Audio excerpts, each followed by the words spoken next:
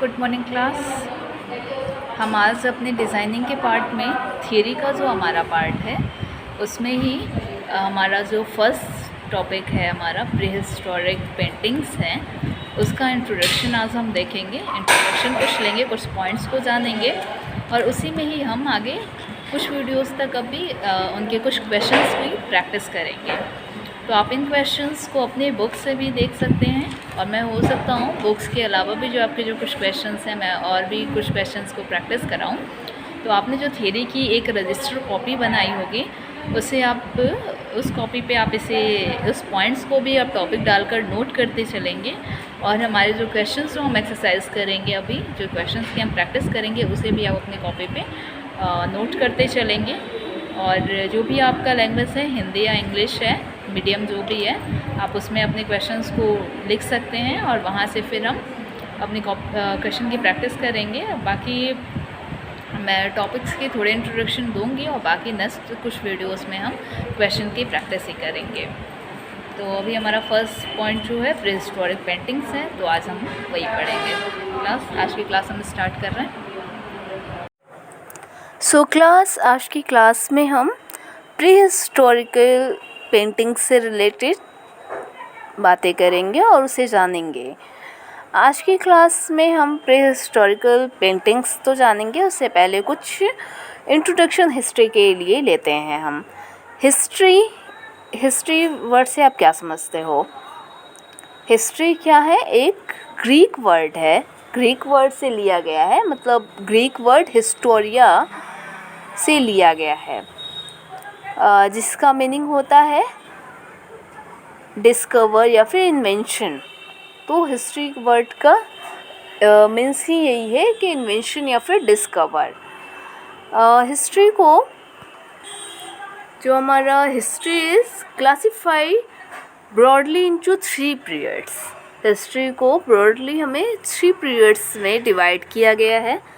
First हमारा pre historical period, second proto historical periods and third historical periods.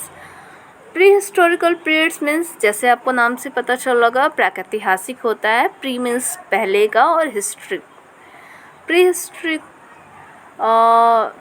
History means पहले का, जो इतिहास के पूर्व का। प्री हिस्ट्री जो वर्ड है हमारा या प्री हिस्टोरिकल जो पीरियड है उसे वन लाइन में हम कह सकते हैं period prior to invention of writing. मतलब जिस समय लिखने का विकास नहीं हुआ था, इन्वेंशन ही नहीं हुआ था, उसके पहले का time.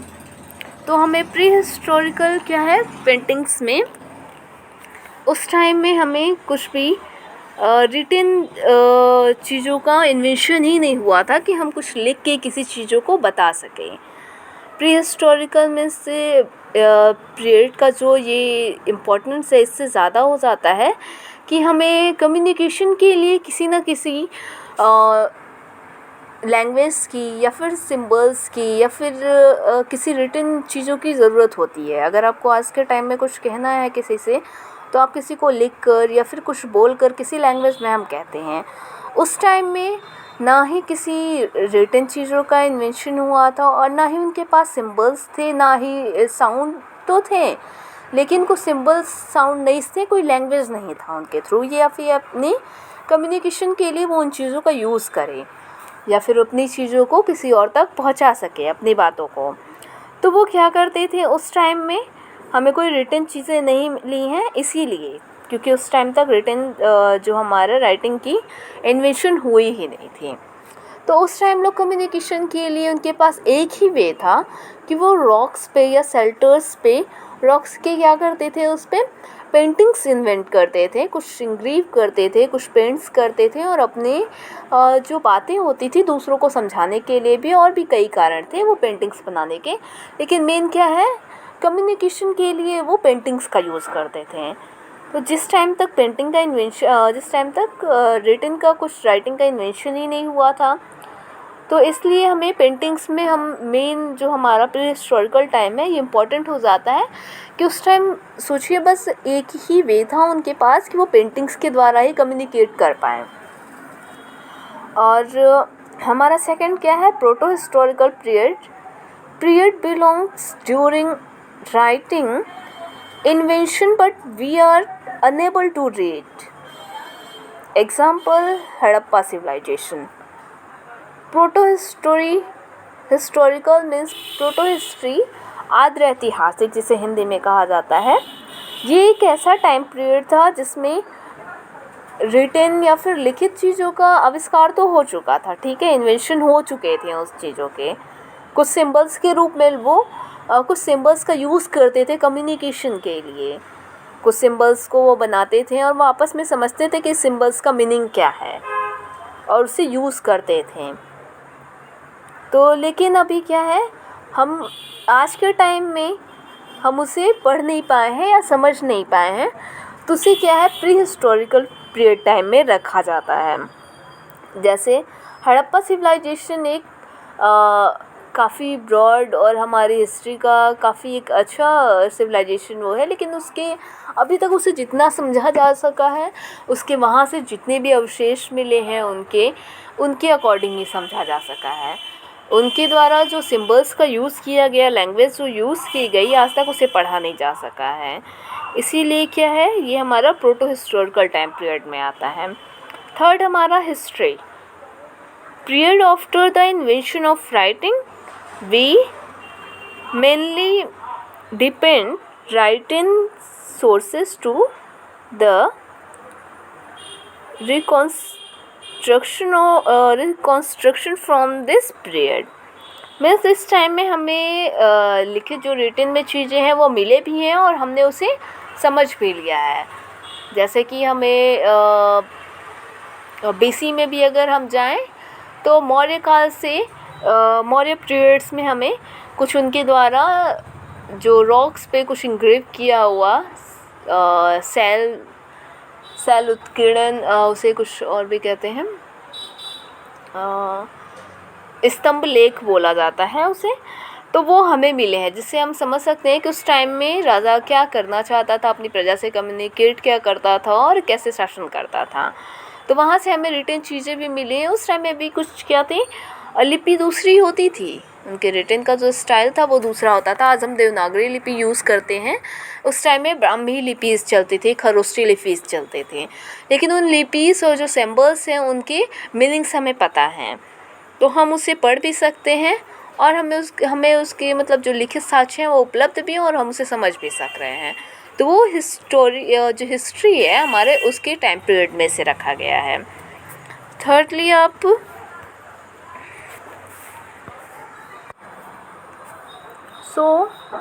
What is pre historic. आपने भी जैसे मैंने समझाया, the discovered part when there was no paper or language or the written word, and in hence no book or written documents is called as the prehistorical period. और इस time को और समझना बहुत मुश्किल है. अंडरस्टैंड हाउ टू प्रीहिस्टोरिकल पीपल्स, कैसे वो रहते थे और ये क्या है. तो हमें क्या है, बस उनके जो कुछ ओल्डेस्ट टूल्स हैं, हैबिटेट्स और बोन्सेस हैं, और क्या है, बहुत एनिमल्स, ह्यूमन बींग्स, और ड्राइंग जो केव्स वॉल्स पे उनके जो ड्राइंग्स मिले हैं उनके हेल्प से क्या है, हम समझ सकते हैं कि उस टाइम पीरियड्स के लोग कैसे रहते थे. और painting and drawing were the oldest art form.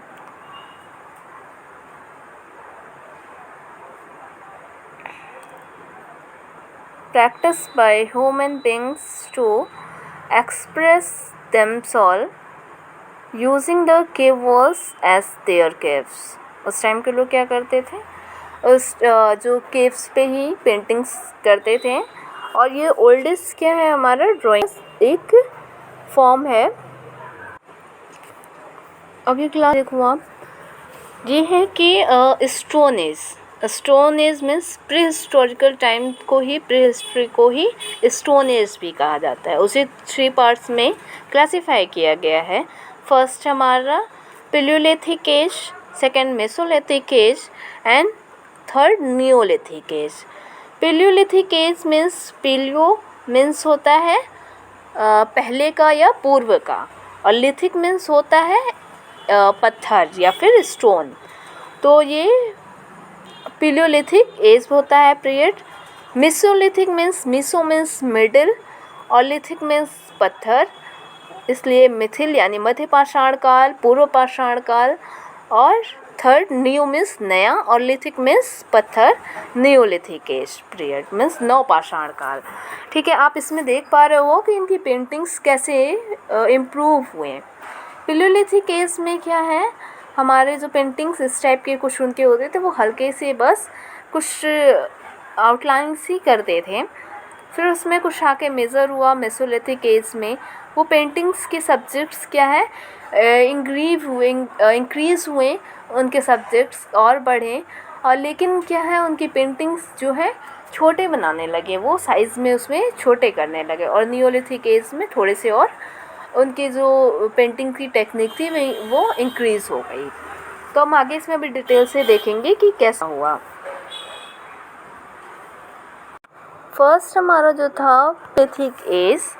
Palaeolithic the prehistorical period in the early development of human beings is commonly known as the old stone age or paleolithic age. The paleolithic periods can be divided into 3 periods. हमारा first जो था paleolithic age यानी पूर्व पाषाण काल को 3 parts में divide किया गया है। पहला लोअर पेलियोलिथिक एज, दूसरा हमारा मिडिल पेलियोलिथिक एज, और थर्ड हमारा अपर पेलियोलिथिक एज। ये हमारा इसलिए इम्पोर्टेंट है क्योंकि हमें जो फर्स्ट इसके 2 स्टेप्स हैं, lower and palaeolithic and middle palaeolithic times में, हमें पेंटिंग इस टाइम में इंडिया में नहीं मिले हैं। हमें पेंटिंग्स मिलते कब हैं, अपर पेलियोलिथिक टाइम्स के, यानी 40,000 टू 10,000 BC। इनफैक्ट उसके लास्ट के ही मिलते हैं, 20 to 10 BC के ही मिलते हैं, 1000 BC के ही मिलते हैं हमें। तो यहाँ से अभी हमें अपर पेलियोलिथिक्स के ही हमें पेंटिंग्स मिलते हैं। जैसा कि पेलियोलिथिक एज के बारे में मैंने कहा, in India the earliest painting have been reported from the upper palaeolithic times. मतलब हमें इसी टाइम की क्या है पेंटिंग्स अपने मिलते हैं। और थर्ड पॉइंट आपका, और अभी जो the first discovery of rock painting was made in India in 1867 और 68 बाय एन आर्चिबाल्ड, एक उनके द्वारा इसे डिस्कवर किया गया। और बिफोर 12 इयर्स क्या है अल्तामिरा स्पेन में एक पेंटिंग्स खोजी गई। क्या है पहले, सबसे पहले हमारा जो इंडिया में डिस्कवर हुई पेंटिंग्स, मतलब टाइमिंग उनकी 67 to 68 थी 18, और उसे आर्चिबाल्ड जी ने डिस्कवर किया था। और फिर सबसे पहले हमारे प्रीहिस्टोरिकल पेंटिंग्स के जो साक्ष्य मिलते हैं, जहाँ इन्वेंशन हुआ उसकी डिस्कवर हुई यहीं पे हुई। फिर हमें 12 इयर्स बाद क्या देखने को मिलता है, अल्तामिरा एक स्पेन में भी एक ऐसी ही गुफाएं थी जिनमें प्रीहिस्टोरिकल टाइम्स के पेंटिंग्स मिलते हैं। हालांकि वो पेंटिंग्स प्रीहिस्टोरिकल टाइम्स की जो पेंटिंग्स है वो वर्ल्ड में सबसे ओल्डेस्ट मानी जाती हैं अभी तक की, लेकिन डिस्कवर कहाँ हुए सबसे पहले, हमारी इंडिया की पेंटिंग्स। और अभी हमारे क्या है रॉक पेंटिंग्स कहाँ कहाँ मिलते हैं, मध्य प्रदेश, हमारे उत्तर प्रदेश, आंध्र प्रदेश एंड कर्नाटका एंड बिहार में। ये हमारे इन जगहों पे प्रीहिस्टोरिकल पेंटिंग्स हम देख सकते हैं। अब तो ये इन जगहों पे पेंटिंग्स हैं जिसमें सबसे इम्पोर्टेंट हमारा भीमबेटका पेंटिंग्स हैं। भीमबेटका पेंटिंग्स कहाँ पे हैं, ये एक रॉक शेल्टर है, is located in Vindhya hills at Bhimbetka in Madhya Pradesh. Bhimbetka की पेंटिंग्स कहाँ पे मिली हैं, भीमबेटका की गुफा हमें मध्य प्रदेश में विंध्याचल हिल्स में है। 800 rock shelters 500 of which bear paintings। Means हमें उस टाइम वहाँ पे कुछ 800 रॉक शेल्टर्स मिले हैं। शेल्टर्स मीन्स जो गुफाओं की जो हमारे गुफाओं की तरह नहीं, मीन्स जो रॉक्स होते हैं उनके बीच में थोड़े स्पेसेस हों या उसके नीचे थोड़े स्पेसेस हों, उस तरह के रॉक शेल्टर्स होते थे और केव्स होते थे। तो वहाँ से हमें करीब 800 इस तरह के केव शेल्टर्स मिले हैं और 500 क्या है उसमें पेंटिंग्स हमें मिली हैं, जिनका सब्जेक्ट हंटिंग था, डांसिंग था, म्यूज़िक था, horse and elephant, animals fighting, Honey collection, decoration of bodies and other household scenes. The rock art of Bhimbetka has been classified into various groups on the basis of style, techniques and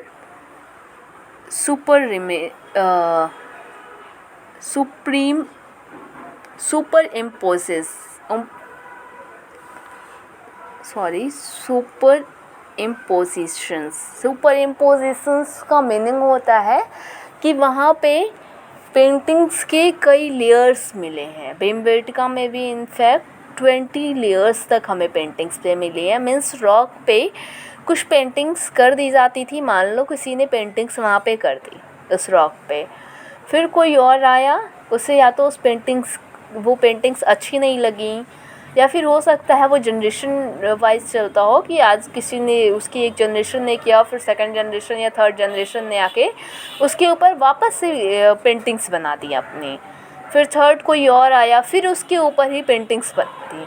मतलब उस paintings के कई layers उन्होंने उस पर चढ़ा दी। इस तरह 20 लेयर्स तक मिले हैं भीमबेटका में। और इस तरह यहाँ से जो पेंटिंग्स हमें मिले हैं वो भी रेड, वाइट, ग्रीन कलर्स और भी कलर्स में हमें ये पेंटिंग्स मिले हैं। सेकंड हमारा लखुदियार पेंट्स। क्या है ये लखुदियार हमारा जो है उत्तराखंड में है। ये केव्स हमें यहीं वो मिले हैं। और लखुदियार्स का मीनिंग होता है, Lakhudiyar literally means 1 lakh caves. Lakhudiyar word का मीनिंग ही है 1 लाख केव्स। हो सकता है वो वहाँ से 1 लाख केव्स मिले हों। The rock shelters on banks of the river Suyal at Lakhudiyar about 12 km on the Almora. These paintings here can be divided into 3 category: man, animal and geometrical periods. Mainly आपको ये जानना है कि बस paintings हैं कहाँ पे ये, और ह्यूमन और response represented is stick likes forms में। स्टिक लाइक्स फॉर्म्स में मीन्स जैसे कि हम बस लाइंस को ऐसे स्टिक लाइंस जो डाल के और पेंटिंग्स को बनाते हैं, जैसे कि मोस्टली हर जगह हमें वैसे ही पेंटिंग्स मिले हैं लोगों को। जैसे आप फिगर में देख पा रहे हो, इस तरह की पेंटिंग्स करके बनाए जाते थे। तो वो स्टिक लाइक्स फॉर्म में पेंटिंग्स हमें यहाँ से मिले हैं। और long snouted animals, fox and multiple legged lizard are main animals motif है। मिस ये वहाँ पे लॉन्ग स्नाउटेड एनिमल्स में जिनकी नाक अगर बाहर की तरफ निकली हो, कुछ इस टाइप के एनिमल्स की पेंटिंग्स, फॉक्स के, और मल्टीपल लेग्स लिजर्ड मीन्स उसकी कई पैरों वाली छिपकलियों के भी पेंटिंग्स मिले हैं। वेव्स, लाइंस, रेक्टेंगल, फिर geometrical designs and group of dots means हमें वेव्स, लाइंस से डिज़ाइनिंग, कुछ रेक्टेंगल्स में, और कुछ ग्रुप ऑफ डॉट्स मतलब बिंदुओं को लगाकर भी कुछ पेंटिंग्स बनाए गए हैं इस तरह। एक हमें जो सबसे इंटरेस्टिंग मिला है, hand linked dancing human figure, मतलब वो अपनी एक हाथों को दोनों को पकड़ के वो क्या कर रहे हैं, ग्रुप्स में डांस कर रहे हैं। एक वहाँ से एस टाइप के पेंटिंग मिले हैं। और some superimpositions of paintings. Superimpositions means वही जैसे मैंने बताया कि कई लेयर्स में पेंटिंग्स मिले हैं, वो यहाँ से भी मिले हैं। और यहाँ से ब्लैक कलर, रेड ऑकर और वाइट पेंटिंग्स भी ऐसे वाइट कलर से भी पेंटिंग्स मिले हैं।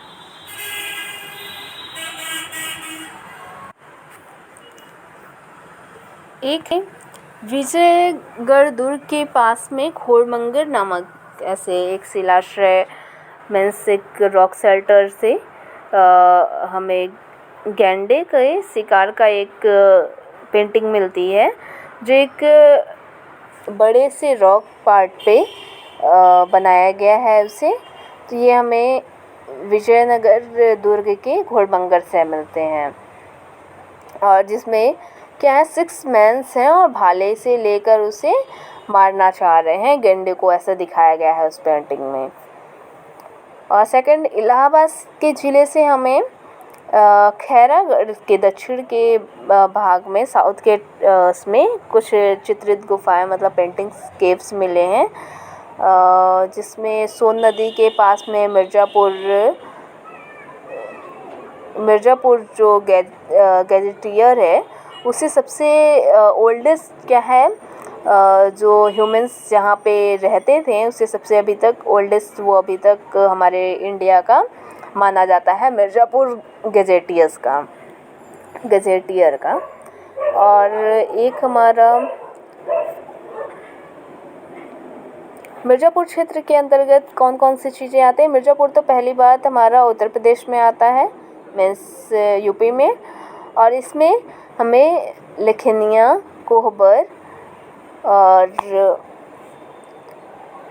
लोहरी, रैंप, कोंडाकोट, सोरहो घाट, विजयगढ़, चुनार आदि ये क्या है, ये सारे ये एरियाज आते हैं और ये सोन नदी के घाटी में है ये सारे एरियाज, तो ये इम्पोर्टेंट है। और लेखनिया से कुछ चित्र मिले हैं जो घुड़सवार, एक घुड़सवार क्या है, कुछ हाथी के मतलब एक पालतू हाथियों की सहायता से क्या है वो जंगल के हाथी को पकड़ने की कोशिश कर रहे हैं। और एक घायल जो पिग है, सुअर है, उसे दिखाया गया है। ये वहाँ का इम्पोर्टेंट एक पेंटिंग है।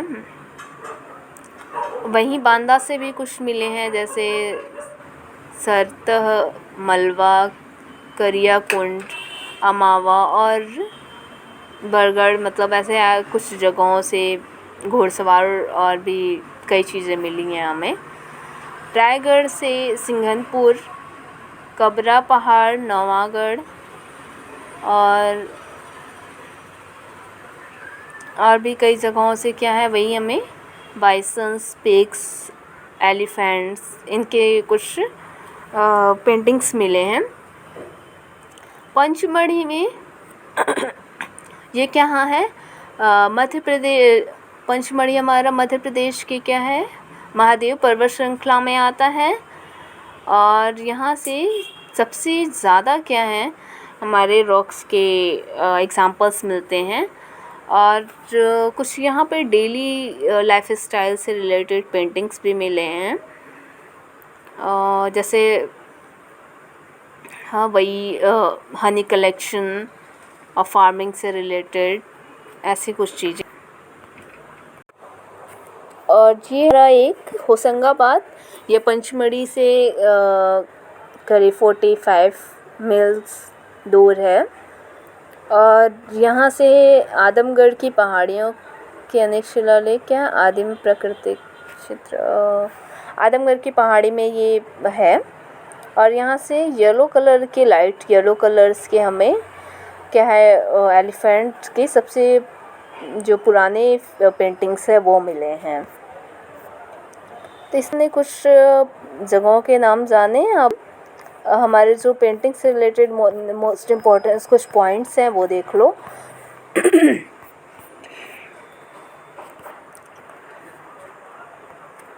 हाँ, तो भीमबेटका में मैनी कलर्स यूज़ हुए हैं including various shades. The artist of Bhimbetka use many colours including various shades of white, yellow, orange, red, occur, purple, brown, green and black. White and red were their favourite colour. उन time के लोगों का हमें paintings में से colour तो सारे ही मिले हैं, लेकिन वाइट और रेड क्या था उनका फेवरेट कलर्स में था। Painting were made by grinded various rock and minerals. वो कलर्स कहाँ से पाते थे? जो ये हमारे आर्टिस्ट उस टाइम के थे, उन्हें कलर्स क्या मिलते थे कहाँ से? रॉक्स को ग्राइंड करके या मिनरल्स को ग्राइंड करके वो कलर्स तैयार करते थे। मेनली क्या थे ये जो कुछ रॉक्स ही होते थे, मिनरल टाइप के ही कलर्स वो अक्सर यूज़ करते थे। They got red from haematite. Haematite एक पत्थर होता था जिसके वो ग्राइंड करके क्या करते थे? रेड कलर यानी रेड ऑकर वो यूज़ करते थे। The green comes from a green variety of stone called chalcedony. ये कुछ उनके उस टाइम के कुछ रॉक्स होंगे जिनके मदद से वो क्या करते थे? तैयार करते थे green colour. White made have been made out of limestone. Limestone से वो वाइट कलर यूज़ करते थे। The rock of mineral was first ground into a powder. They may then have been mixed with water and also with some thick or sticky substance such animal fat and glue from trees. मतलब वो powders के रूप में मतलब उसे hues कहा जाता है। ऐसे वो पाउडर्स तो मिनरल से मिलाते थे, फिर उसे लिक्विड फॉर्म में कलर एकदम तैयार करने के लिए, ताकि वो ब्रशेस से क्या है रॉक्स पे उसे लगा सकें। इसके लिए वो एनिमल्स के फैट्स का यूज़ करते थे और ट्री से जो गम्स उन्हें मिलते थे उसका यूज़ करते थे, समटाइम वाटर्स पे। और हमें वो ब्रशेस कैसे बनाते थे? Brushes were made of plant fibres. Plant के फाइबर्स को क्या करते थे? वो कूट कर ऐसे उसे आगे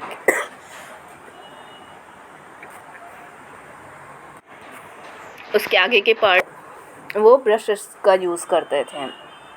the colour have remained intact because of the chemical reaction of the oxide present on the surface of the rock। जैसे कि आप सोच सकते हो उस टाइम के रॉक्स पे अभी तक हमें कैसे देखने को मिले, उस टाइम के रॉक्स पे जो पेंटिंग्स की गई वो अभी तक हमें कैसे मिलती हैं।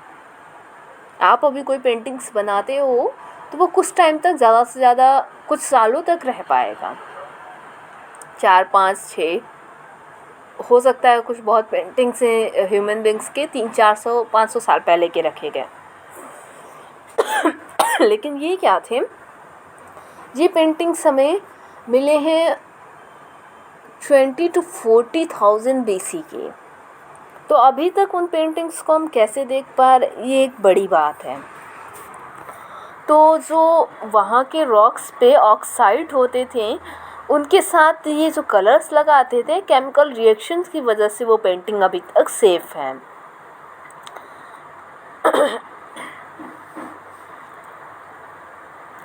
और समटाइम्स क्या करते थे? Sometime of most beautiful paintings are very high up on rocks shelters और close to the ceiling of rock shelters. मतलब क्या है ये?